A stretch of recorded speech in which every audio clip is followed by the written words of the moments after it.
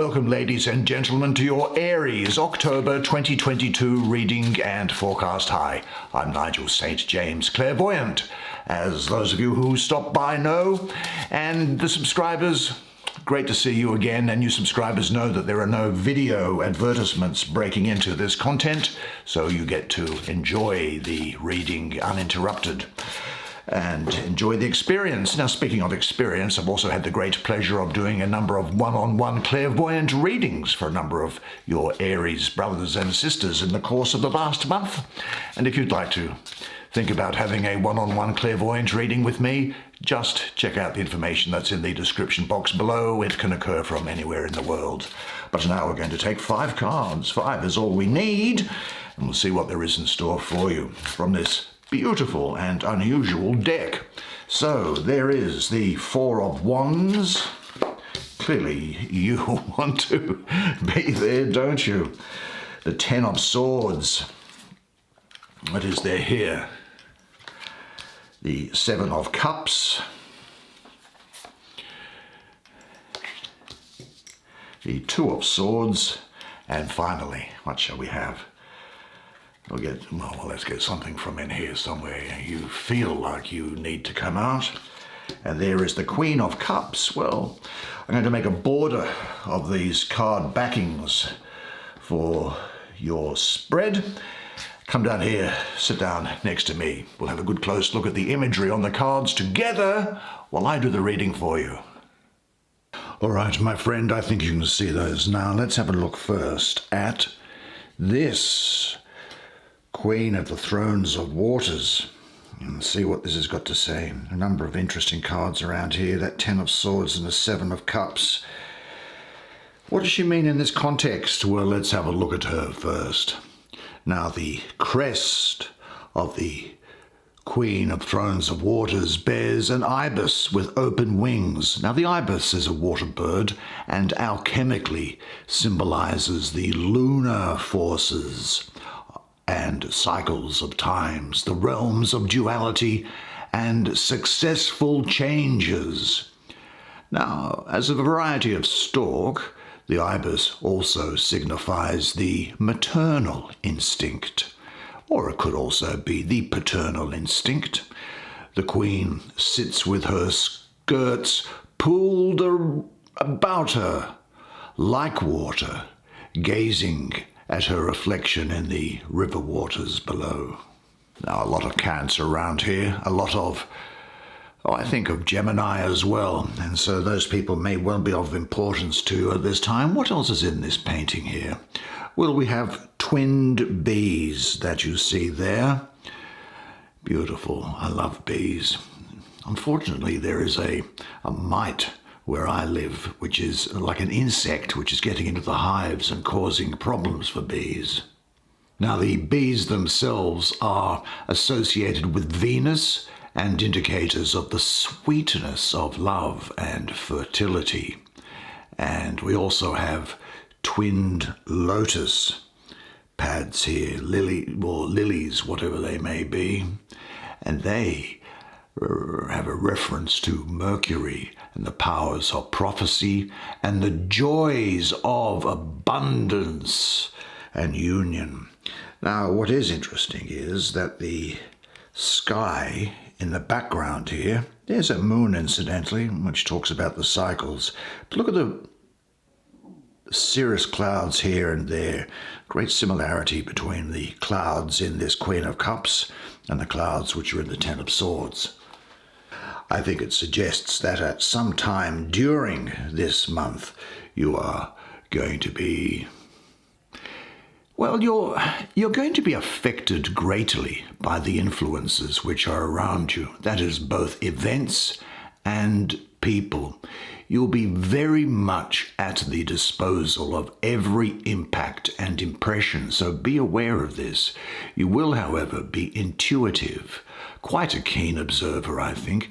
There's times here where you're going to be very dreamy, almost poetic, kind, and it is possible that you'll have psychic awareness. Do you know, you will see yourself in others and also see through others and reflect that back to them. As above, so below. Emotions will be shown openly. There's a great degree of emotional integrity around here. I think you'll be able to get along very well with others, relate very well to your friends in a deep way. Now, you might find that you also are, from time to time, quite meditative, and so will be able to go within and be at peace with yourself. You'll be practical, and you'll be able to communicate your feelings and realizations quite easily, I think. There is, however, here for you the need to get in touch with your inner feelings and to be able to express them to others. The need here is to develop intuitively, emotionally, and also to make sure that you relate to others emotionally as well. I hope you realize that by showing your feelings openly, you become beautiful. There may be people who don't understand you. Well, don't concern yourself about it. There are enough others with whom you can share your feelings. Are you open to your emotions and feelings? Trust them and live in harmony with them, and say to yourself, my openness and my vitality, together they make me incredibly beautiful. Well, let's have a look at the next card, which I think has got something to do. These are very connected. Well, in fact, they're all connected to each other. Let's have a look at this one, though. I think there's a period that you'll get, when you go inside here, I think you're going to be concerned about what it is that you feel you could be doing in life. Now, this is called debauchery. Don't pay any attention to the titles, because the titles are meaningless, because it's to do with what the energy does around here. Well, this is the final decan here of Scorpio, which is ruled by Venus. Now, what's also interesting is that with the number 7 here, I have a mystical association with the planet of Venus as well. And so there is a double Venus here. And Venus, therefore, comes into Scorpio unchecked and without any handbrake applied. But this number 7 can be, and it is a sign of victory, but it follows a period where you might be suffering under some delusion. And I'm going to get to that 10 of Swords in a second. There's a delusion or an internal weakness. Now, I don't mean any disrespect by that, but Venus does not like this fading decan of Scorpio. And what is needed for victory is the ability to see through illusion. Now, in this image here, from the desert comes the mirage. The mirage is a visual phenomenon in which light rays are bent to produce a distortion of a distant image. But that is in the desert. This card is also a swamp, and from the swamp gas come the will-o'-the-wisps, and from the cups rise little embryonic forms. The will-o'-the-wisp is an atmospheric ghost light seen over bogs and swamps. Yes, interesting. Double Venus in Scorpio. Well, and the decan is the 13th to the 22nd of November. Well, Venus is the planet of love, and Scorpio is about intensity, in-depth transformation and exploration of the self and of others. But as I say, Venus doesn't have any handbrake applied here. And also, Venus is in detriment in Scorpio, and so it cannot express its sensitivity and emotions properly. Instead, they can get channeled into negative addictions and intensity, which is the darker side of Scorpio. Now, this implies that, look, there's a possibility that you might indulge in excess reactive behavior due to something that has affected you deeply and changed you in a way which throws up its own set of problematic issues, behaviors, and ways of looking at yourself and the world. Actually, the secret title of this card is Illusory Success. And the card represents the working of Venus in the sphere of the mind, where her influence is by no means clear-sightedness. You believe what you want to believe when you are under the influence of Venus. I think it's time to open your eyes and take a look at perhaps a painful reality, because only by perceiving, by recognizing your own inner reality, will you be freed. Every further attempt to avoid it increases the stagnation of your emotional energy. Now, maybe I think what's needed is for you to get back to who you are. Recognize that there are things that you are troubled by and regain your personal power. Now, this can indicate negative thoughts or even a mild depression, which can be self-medicated by excesses. And I'm thinking of alcohol or drugs or food. Would that ever have occurred to you? So ask yourself this: is there some disappointment you have not yet worked out? Have you experienced something that was just a little bit too good? Have you overtaxed yourself or overdone things in any way? Say this to yourself, though: as I recognize and accept my shadows, they lose their power over me. Well, let's have a look at this Ten of Swords now. See, it's all making sense to me. I think it will be to you as well. But you have such wonderful things coming through, I can tell you. Let's have a look here, see what this has to say.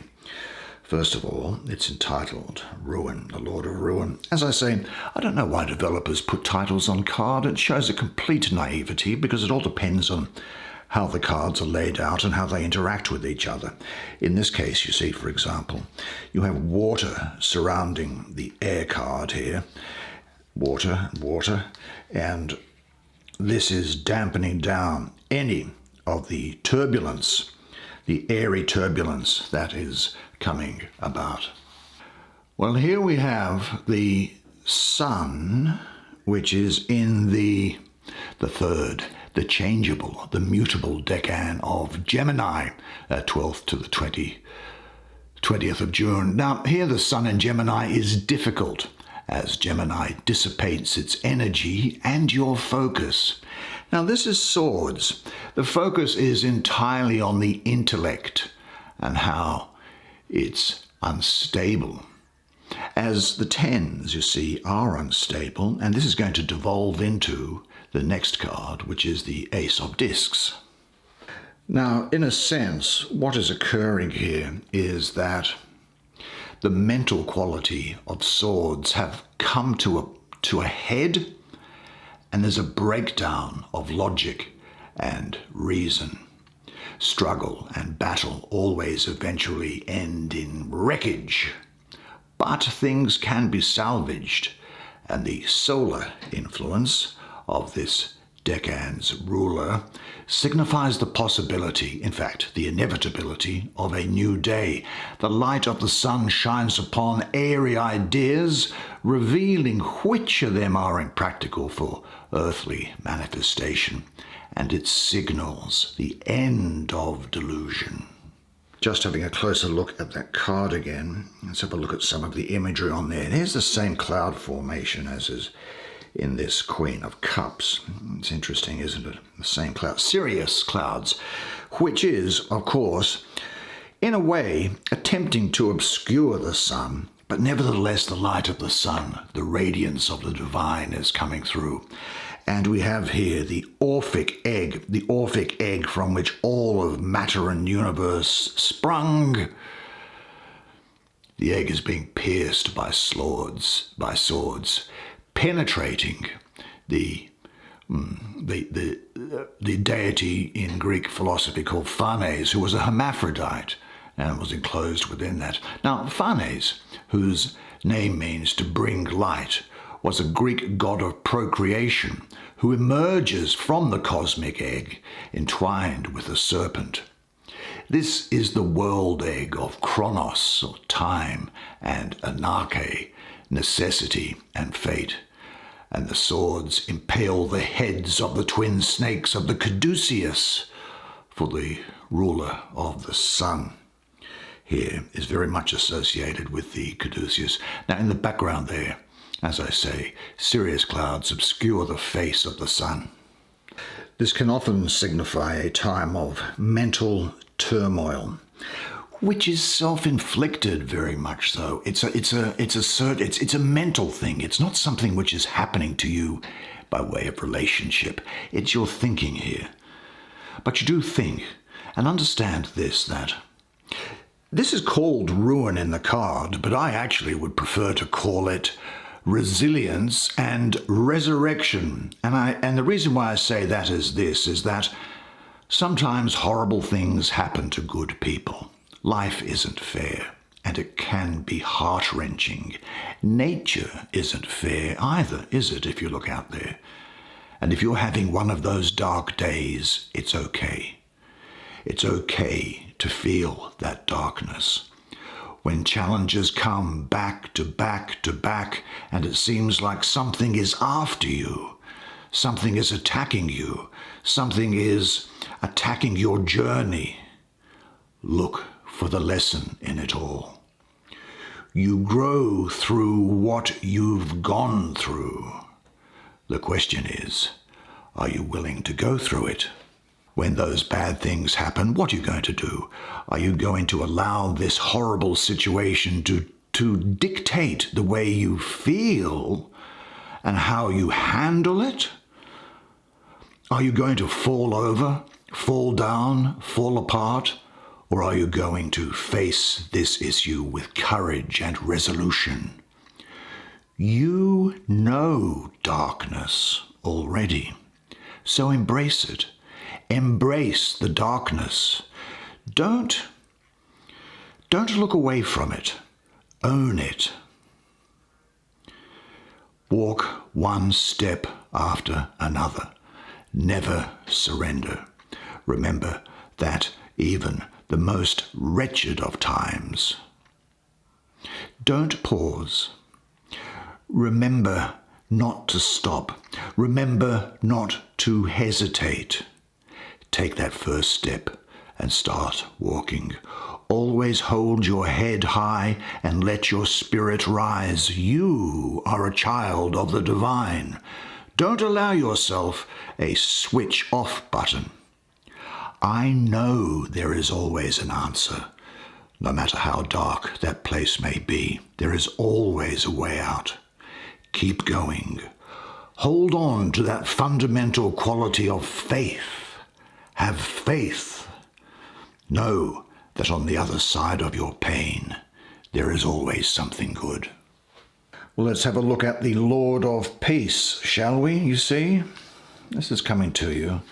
There are days, we all have days, but days are not eternal, and our days are not eternal. Now, let's have a look here. These are the scales of truth, I think. There's the feather. And there is the jar in which in ancient Egyptian mythology held the heart of the dead person, because the heart was the center of the person to the mind of the Egyptian.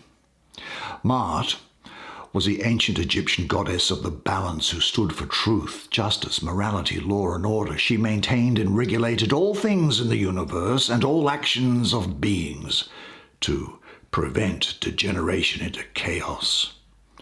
Now, this card shows two pillars here, traditionally known as Joachim and Boaz, from Solomon's temple. And they're often positioned at the entrance to Masonic temples, if you mean them, if you've seen them. Now, this darker pillar that you see there, that means strength. Boaz means strength. And the lighter pillar, Joachim, meaning he establishes. Now, Boaz faces north while Joachim faces south. And these pillars, dark and light, yin and yang, represent the forces of polarity, or negative and positive in equilibrium. They also stand for the two sides of the tree of life for those interested in the Kabbalah, the pillar of severity and the pillar of mercy.